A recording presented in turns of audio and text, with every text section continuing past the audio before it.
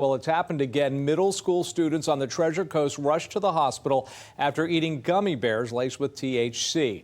That's the ingredient in marijuana. Those cannabis edibles, by the way, are sold legally at medical marijuana dispensaries across the state.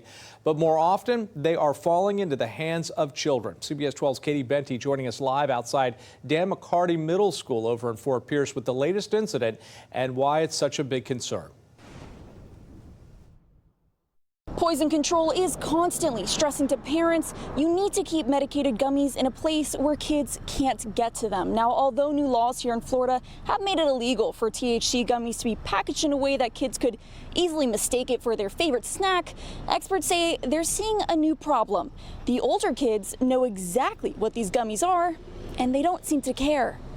Two Dan McCarty Middle School students ages 12 and 13 were arrested for allegedly selling THC-laced gummies to classmates. Investigators say it started when a student got into a fistfight with a cafeteria employee. The police report says a young girl allegedly threw the staff member to the ground. It was later revealed the student had eaten a THC-laced gummy she purchased from another student. By the end of the day, 4 kids ended up at the hospital as a precaution. Especially at middle school, they can be very curious and very capable, and at their age they would understand what a product from marijuana is. Dr. Wendy Stephen is with the State Poison Control Center. She says the THC gummies are behind an alarming increase in phone calls to her office.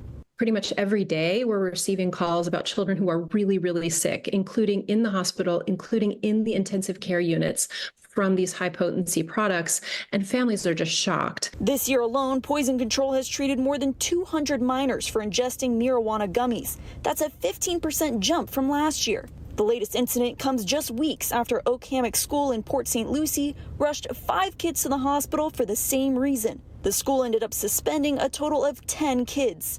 Some of their parents claim their kids thought the gummies were nothing more than candy. It's extremely frustrating. You think that these kids at school are her friends, and she's accepting candy from her friends, and it's THC. She was tested positive for THC. Experts say if you use THC gummies for medical reasons, you should take steps to hide them from your children. You want to secure it. So, for an older kid, that's not going to be a cabinet lock. That's probably going to look something like a safe. It can be a metal-sided safe. It can be a lock box or a lock bag.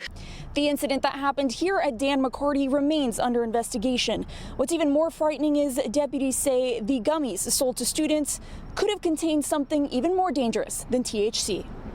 Reporting in Fort Pierce, I'm Katie Benty, CBS 12 News.